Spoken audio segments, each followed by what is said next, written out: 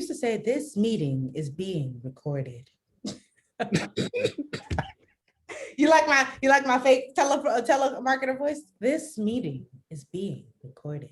Done with you.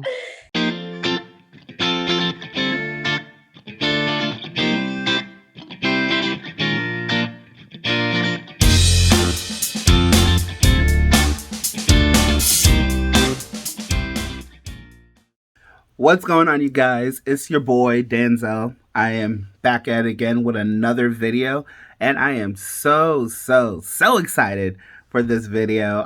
It's my very first collaboration on YouTube, and I am very excited for this conversation. But before we get started into that conversation, make sure you like, you subscribe, and you turn on your post notifications so you can stay tuned with everything that it is that I'm about to do. Moving forward on YouTube and whatnot. And thank you guys so much for your support thus far. And continue just to share this out with your friends, your families, your cat, your dogs, whatever. Send it out to them and make sure they are subscribed to this channel. So, again, I am very excited. I mentioned at the beginning when I first came back to YouTube that I was going to be doing a lot of collaborations. Well, not a lot, but I plan to do a lot of collaborations with folks and whatnot. And today I am very excited that for this countdown to commencement, I am proudly joined by one of my best friends, one of my good friends, Denise Reed. And she is here with me. Hey, Denzel. Hey, Denise. How are you? You know, I'm thriving, surviving. And being back. Yeah, working in school is, and that's why we're here today. Right. We are here. We are here. So Denise, first, introduce yourself to the people. Let them know who you are. Hello, everybody. It's time for the turkulator. No, my name. Hi, everyone. My name is Denise Reed, but on YouTube and on most of my social medias, if not all, I go by Denise Felisha. And I am here with Denzel on his YouTube channel. I'm so excited because let me tell you something. When we get together, it's a problem, okay? It's a whole problem. I'm going to try to be as articulate, as professional as possible. But if you get a little dash of ratchicity and a little, that's just me. That's just me, okay? Okay. Listen, I don't promise my people's nothing at all. You Okay. just get what you get. Well, you're gonna get what you get, okay? But listen, because I told them when I first got back into YouTube, I basically said we just gonna be 100% real out here because like we about to graduate. Mm-hmm. We about to graduate. It's about to happen like in like a couple hours at this point. Might as well be. In a couple hours. It's been a long road for you. It's been a long road. No, that's the wrong song. What's the one I'm thinking of? No, not that one. No, here it was. So we come to the end of the road. Yes. That's what I was thinking of. I can't wait to be there with you. But for those who don't know, we both go to the same school. And we both work at the same school. We do. And we both are involved with many different organizations at the same school. At the same school. Like I'm in like meetings with him literally all the time. I'm like, okay, I'm leaving to go to this meeting, popping the other meeting, like, oh, Denzel, you here too? Oh, okay. I'm here. Listen, like I feel that like ever since like I met Denise, like we have just been inseparable. So like I feel like we didn't like first start talking until we both got into the same organization, which was like a faculty and staff affinity space. And like, that was like when I first started like to connect with Denise, and we just been on the journey from there. Like we just been nonstop all day, every day. We've been there. We try to throw hands with people. We've been there through our ups. We've been there through our downs, and now we're here on the U of Tubes. Yes, we have. We've been there. And let me tell you something about Denzel. He suffers out loud. So I definitely no. Okay. I definitely know what he's suffering. And I'm pretty sure you guys will too. Listen, as y'all what we talking about today, Denzel? Listen, all I want to say is that as y'all keep on following me for like this countdown to commencement, y'all about to get the real reels out here. But Denise and I, we are here. We're going to be talking about like what it really is like being a Black graduate student, but also a Black employee at a PWI. Now, for those that don't know what PWI is a predominantly white institution. So the university that both Denise and I attend and work at is a PWI. And we're both in different programs. We're in different colleges within the university. I'm doing digital media. Denise, you're doing business administration. Yep, business administration. So it's just like even like on those two different perspectives, it's like there's a whole other world that's there. And Yeah. the one thing that I guess we can start off with is just like kind of like how we ended up at this institution. Now, I personally haven't told them where I'm at. I haven't told my people's where I'm at. I know you have on your channel, so people go to your channel. They're gonna I know. have not told nobody. I told people to guess. Oh, so then there you go. Y'all can guess. Well, for those of you that know who I am, you already know where it is I'm at because we know each other on a whole different other level. But for everybody else that's new, y'all know, so y'all can feel free to guess about where we at. Yeah, comment below. Let us know what you think we're from, what school we're from. Yes, comment down in the comment section below. Let us know. Yeah, so how did I start at the university? Yeah, I was a temp actually. I started at 19 and I just got a real quick temp job because I knew someone and they were like, do you want to work for this university real quick? I was like, yeah, because I ain't doing nothing. So yeah, sure. I mean, I was doing something. Like I was going to school part-time, but coming from a poor family, like I could only afford to go to school part-time. So I was going to school part-time, got this temporary gig at this university, and then it turned into a full-time position. And they were like, just in case you didn't know, you can actually go to school for free now that you officially are a benefits eligible employee. I was like, say word. So I transferred from my other school to this institution, and it took me a while to finish my undergrad because they only pay for like 3 classes at a time each semester. But now I'm in the business administration program, and it is dripping with caucasity. Okay, dripping. I am a part of the 11% of the graduate students in that program that are Black. 11. Okay, 11% out of probably about 150. So that don't say much. Just to give y'all some perspective. But that's how I started here. And to be truthful, I've moved around a lot at the university as a staff member, and I've also done technically 3 different programs now because I've done a graduate certificate, and then I'm doing the business. I'm doing the master's in business administration, and then I had my bachelor's as well. So I've been around the world and some. Yeah, I mean, what about you, Denzel? I mean, for me personally, so I actually transferred in. So I was at a different institution out of state. And left there because I personally felt that the academic that I was receiving was not going to bring me anywhere closer to accomplishing the career goal that I set for myself. And then at the same time too, I personally felt that the job that I was at was also very toxic because even when I quit, like let's call it what it is, I quit. I was talking to my former supervisor's boss, and they were like, now you can just be 100% honest with me. The reason why you're leaving is because you weren't properly trained, now weren't you? I'm like, yeah, pretty much it. And then plus, it's like you can clearly see favoritism that was being showcased as well. And it was just like, as somebody that was very hardworking and dedicated as myself, basically doing not only my own job, but also having to do the job of my coworkers. And if I was to do a little mistake, I will be getting yelled at. While it's like if he was to do something wrong, like again, like I wasn't in the space, like if there was any yelling and whatnot, but I feel like it wasn't like as severe as it was for me. And people were like seeing it from the outside looking in. So I left and came to this institution. And ever since I came here, it was just like I personally felt that like, well, one, it was easy because it was just the fact that I didn't have to do the GRE. And for those that don't know what the GRE is basically one of like those graduate exams that you have to do in order to apply to grad school, a lot, I think probably now because of like COVID and everything, a lot of institutions are not requiring students to do it. But if you have to do it, it's an exam. Um, like just like the SATs, ACTs, for those that are familiar with those. It's basically kind of like set up the same way. But I didn't have to do that, so I was very thankful and blessed for that.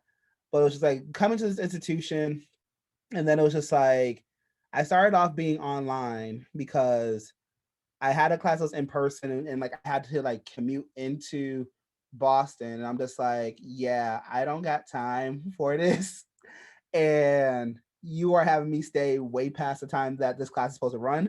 So we're just gonna drop you and worry about you a different semester. And in regards to working, like Denise, I made my way around campus. Um, Not like really job wise, but just like as the social butterfly that I am, made my way around campus where it's just like people know who I am, but I have no idea who they are. And I'm just like in just heavily involved in like so many different things. But yeah, that's kind of like how I ended up here. That's how I got here. And kind of questioning about why I still stayed for as long as I did. Like if I can be 100% transparent, like I'm still It's the questioning. money. It's because it's helping with the degree. Listen, like there's just like so many different things I question about just remaining here. And I'm just like, was it really all worth it? Like, yeah, I'm about to graduate with this master's and everything, but it's just like, was it worth it? Like, would I had like a different experience? I would have went to a different institution. I mean, in hindsight, it's easy to say that now in hindsight, but like probably in a couple of years, you won't mind it, Yeah. because I feel like being at a predominantly white institution is a prelude to the real working world because let's be honest, as even though there are many qualified Black professionals, it's not always reflected in the companies that we end up working for.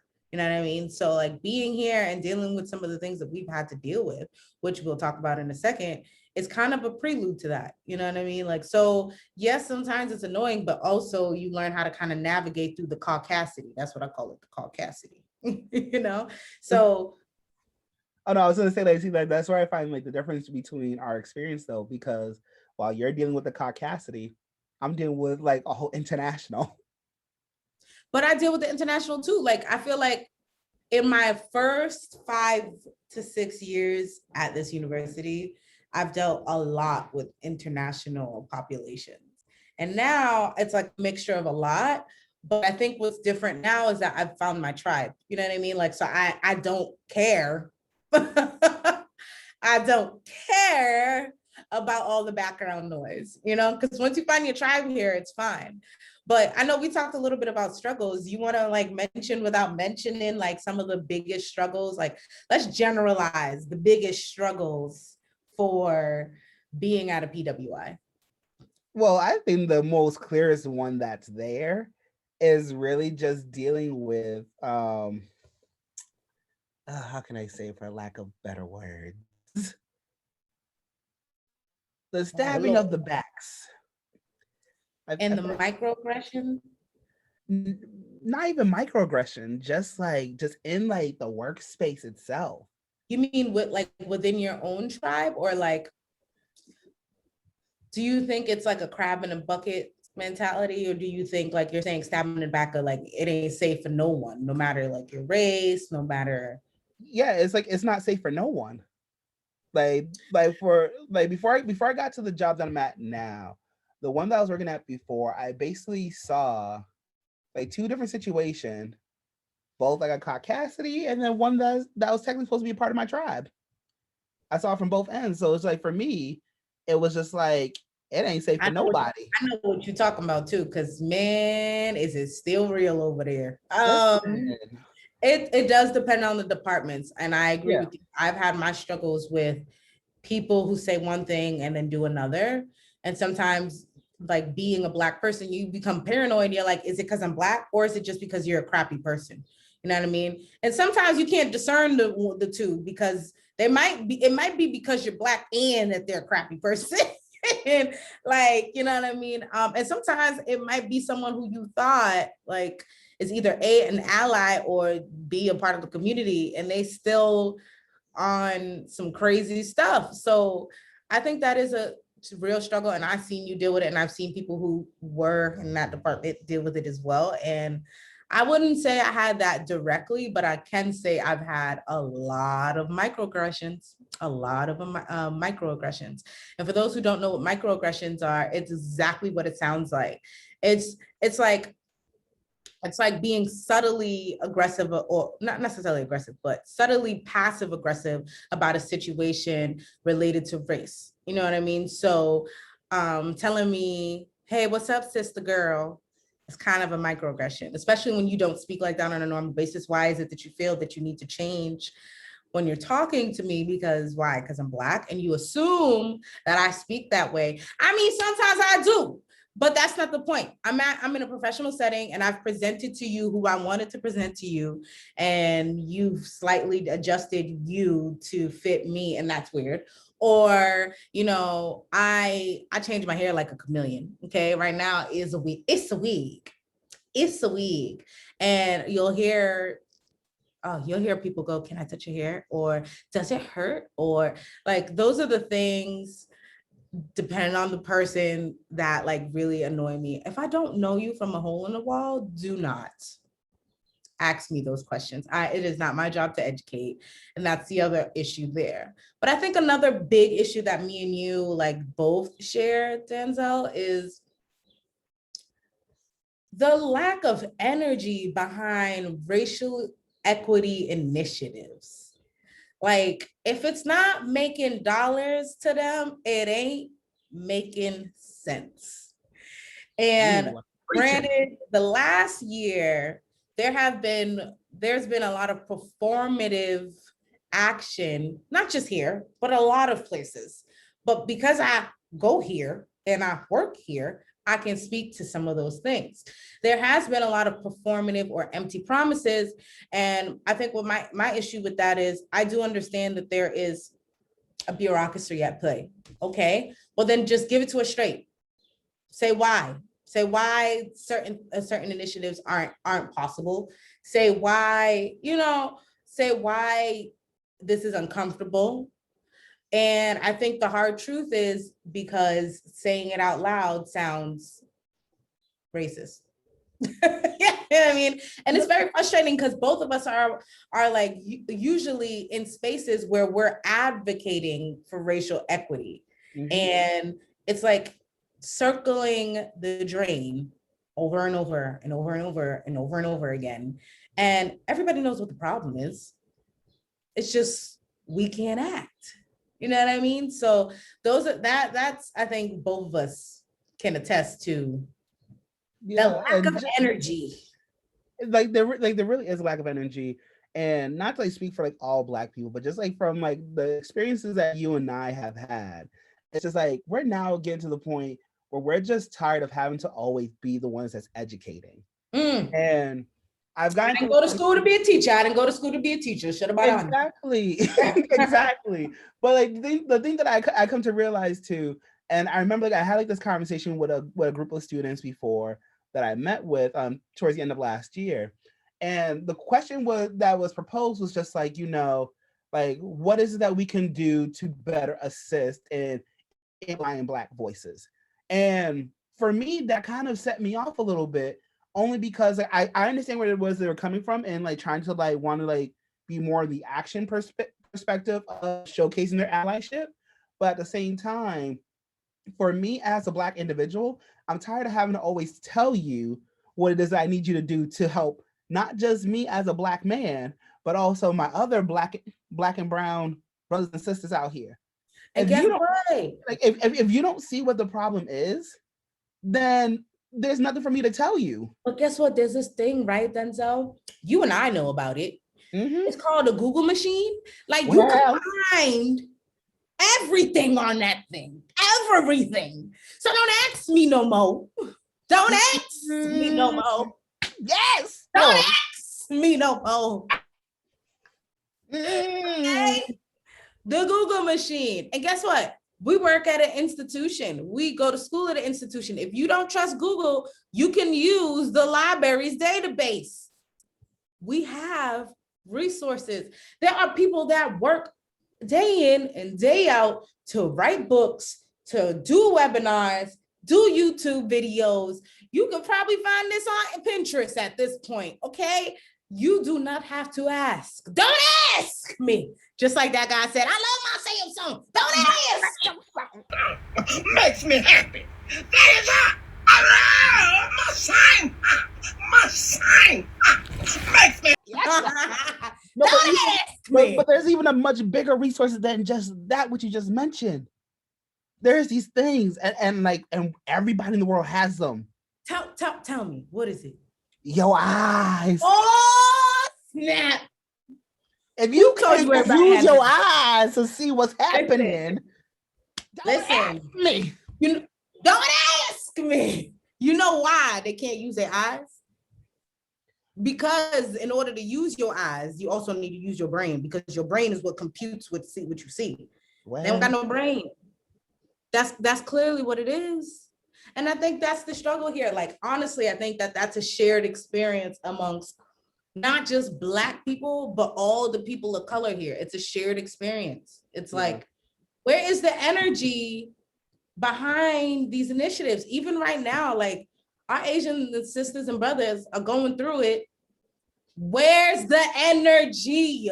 Where's that energy at? And I know, like, you and I have had a conversation before in another meeting that we were in together. But it's just the fact of how a lot of like the energy that happened with Black Lives Matter, we don't really see that much happening around the Asian American community.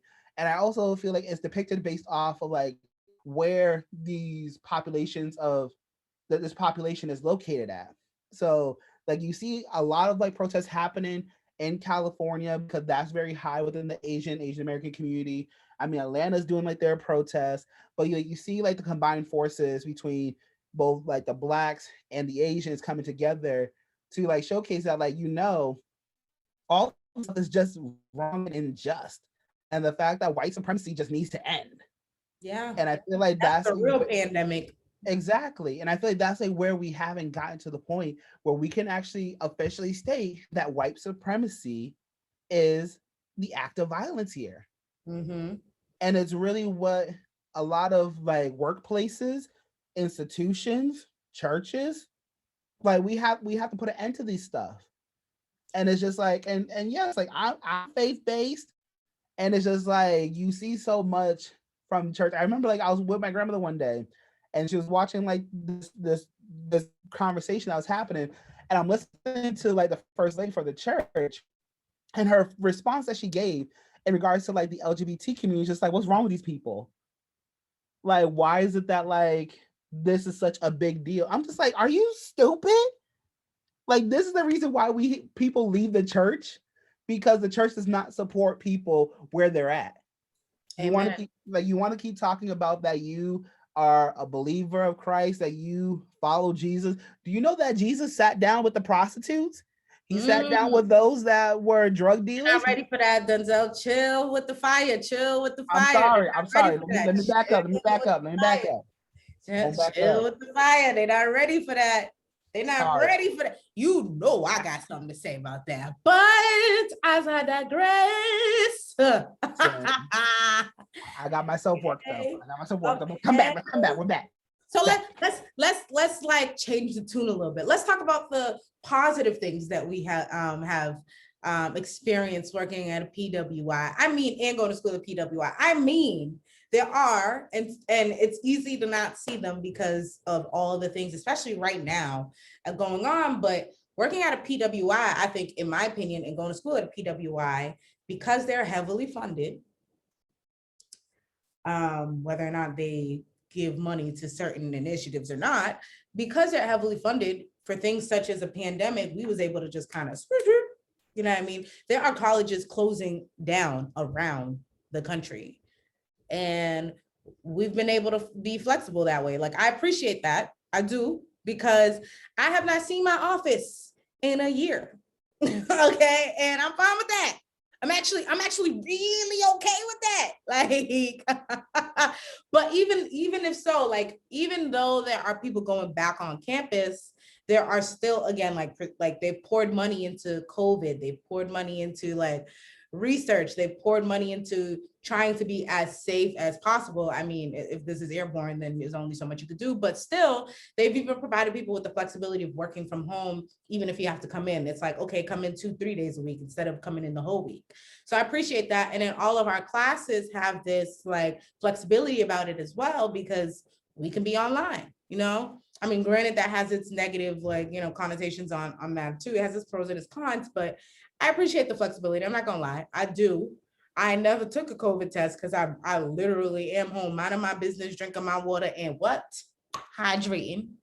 But I appreciate that. But I also appreciate, you know, finding like-minded people. Like, yes, we might say it's scarce in terms of like the diversity at the university, but the people you do find, they're great. Like, I mean, I have worked here for some time, and I feel like within the last 4 years, I've really found some great individuals who are doing some really amazing things. And I'm not just talking about like our Black people. I'm talking about we've befriended international students, and we even found some white allies. Like, I appreciate that too, because I'm not gonna lie, I wanted to go to a historical Black college, but I didn't have the funds for that. And I feel like when you find your tribe, it's not like pledging or anything, but when you find your tribe here, you got your own little sorority or fraternity group going, because y'all are always rocking. So I appreciate that too. I do. What about you, Denzel? Yeah, I would agree with that too, because it's like, again, despite this being a PWI, and I've actually went to an HBCU when I started my grad school, so y'all want to tune in for that video, because we're going to talk about that transition going from HBCU back to a PWI. So stay tuned for that one. But basically for me, I definitely agree. Like, once like you find like your tribe and like your connection with people, I feel like that just takes it to a whole new ball game, because those are like folks that you personally feel like you can like lean on, that you can rely on, and that you can continue to, like, you know that they're gonna support you day in and day out. I'm not gonna let you scoot past that without singing "Lean on Me." You can't say Lean on me when you're not strong, and I'll be your friend. I'll help you carry on. Yes, sir. I'm saying here like you gonna say you can lean on, and you ain't gonna sing the song. Come on, come on. I thought I was gonna scapegoat that. I thought I was gonna scapegoat it. No, but like literally though, like you have like you find like your community, and like we are both, like both you and I, we're both proud and privileged to be able to have the student organization that we're both a part of, that I had the honor to like be present over for like the last 2 years, and again with the faculty and staff in the space, and then I also co-founded and facilitate a faculty and staff interfaith space as well. So it's just like you find like your different communities of folks that you can just take that moment to take a step back and just be like, I just need just a woosah. Because just like everything that happens all at once, like we forget to breathe sometimes. And I'm always a big advocate about self-care and everything, but like sometimes like for me personally, I do it myself because I'm too busy trying to help other folks practice self-care. But now it's like I'm at the point, yeah, because like right now I'm at the point now where it's like I'm trying to bring that back to myself. So it's like I'm trying my best like to not look at emails during the weekends. If I take time off, like literally turning off notifications so I don't get anything on my phone. Come on, and of course, like now it's just like making sure I don't go onto those platforms to like look at stuff. Like that's the next step. But it's just like finding those communities. And again, even like with the international students too, like literally 2 of my best friends that are international students, like one is from Portugal, the other one's from China. And like literally when we first like met each other, like we just immediately clicked to one another. And like we actually had the opportunity last summer to actually take well, not last summer, last spring semester, we had the opportunity to take a class together for the first time. And it's just like our schedules like never actually aligned like that. So the fact that we were all able to be in the same space at the same time, it was just like, yo, that means we 3 are going to be in a group together. Okay, cool. And that's just what happened. But it's just like you wouldn't get that at like well, I'm not saying that you don't get it at a predominantly historical Black college or university, but like you're around, you know, what you look like all the time. The majority is Black. And I'm not saying that there aren't international students there. I'm not saying that there aren't different identities, cultural identities there, but here you are forced outside of your box a lot, but then you also learn how to diversify your friend group. What advice are you going to give someone who's considering going to a PWI or considering working at a PWI? I mean, the main thing that I've been telling a lot of folks is make sure you just do your research, regardless if it's a PWI, an HBCU, a 4-year institution, a community college, whatever. You have to do your research, know the place you're about to go into, find folks that may have probably work at the institution, whether it's in that department or outside or in other departments at the university. Like really just gain all the different perspectives and really just like take that time to really consider. And again, like if you're like a faith-based person like myself, really pray about it. Like if this is the direction that God is sending you to, or whoever you believe to be your higher being, if you believe that this is where they're sending you to, then follow it. But again, the one thing that I came to realize, especially when I was at the HBCU, was that God never told me I was going to stay there to graduate. He never told me that at all. So it was like when I made my transition coming back, I had some folks that question, like, are you sure like you weren't just leaving just because of you? I'm like, absolutely not. I do have my own personal reason why I'm leaving, but I felt that God basically made provision for me to be able to leave. What about you, Denise? You have to listen to those. You have to listen to that. For some people who aren't faith-based, that can be just intuition. Like, I mean, I grew up faith-based and I still have a level of spirituality there, and I believe in God, and my intuition is strong. Okay. I know when God is telling me no. I know that. I ain't seen a church in a while, but I know when he's like, that's not for you. But as much as I agree with you too, Denzel, I think after doing your research and even going to any school, you should always seek to find your tribe. Get involved, because school is not just about like getting A's and B's. Like, and that's a misconception that a lot of people think, like, oh, I'm going to this really prestigious school, I'm gonna have good grades, so I'm definitely gonna get a job. Like, no, you need to learn how to network. You need to understand how to navigate in this world that's predominantly white, at least within the US. And you also have to just find your tribe, because when the caucasity hits, it's not like you can always say it to their faces. Like, you have to learn how to be very politically correct. And at the moment when you may not feel so inclined to do so, you always have your tribe to lean on. You know what I mean? Being like, let me tell you what I want to do today, but I know I can't do. So I'm going to tell you, and hopefully I feel better after this. And sometimes they help navigate and stuff. And depending on who your tribe is, like, I have some good people in my tribe that can turn my rant into a formally well-written professional email. And I'm like, no, I didn't even think about that. So like, definitely find your tribe. I think that's like, whether you're working here or you're going to school here, or any university or college, especially in a predominantly white, it's very easy to feel alone, because when you go into your classes, you may be the only one. You may be the only Asian or Pacific Islander. You may be the only Latinx. You may be the only Afro descent. I won't say African American, because you can be African American, Afro Caribbean, or African Italian, African whatever. I mean, so you might be the only one. So just make sure you find your tribe, and also don't be afraid to include not people who don't share the same cultural or ethnic identities as you in your tribe, because that also provides like a level of a perspective that you probably haven't never ever thought about either. So be open. If you're going to a predominantly white college or university, be open. If you know you're not open and you can't deal with the caucasity, just don't even try it. Just go to HBCU. Just don't even try it. If you know you don't got the bandwidth for it, don't even try it. And again, that's my advice. And again, that's going to lead into a whole nother conversation that Denise and I will do at a later point too. Is grad school for you?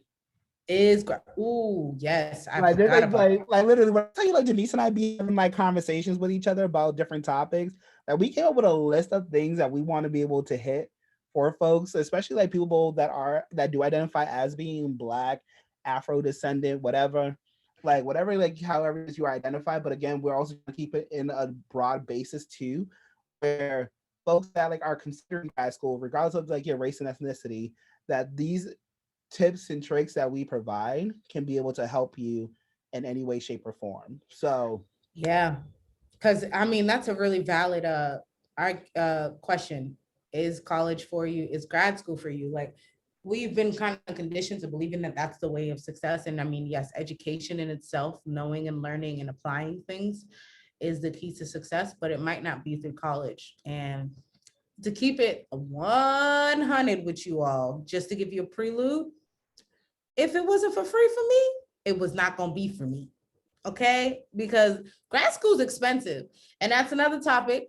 But I do thoroughly believe that you should have a certain skill set and the right acumen to you to come to college. Like, and also, it doesn't mean that just because you came here means that you're gonna be successful. Okay, so stay tuned for that. stay tuned for all these conversations, y'all. So, I mean, that's going to conclude it for us for today. So, again, thank you, Denise, for being a part of this conversation, and many more come in the future, y'all. So, Denise, how people can find you on social media?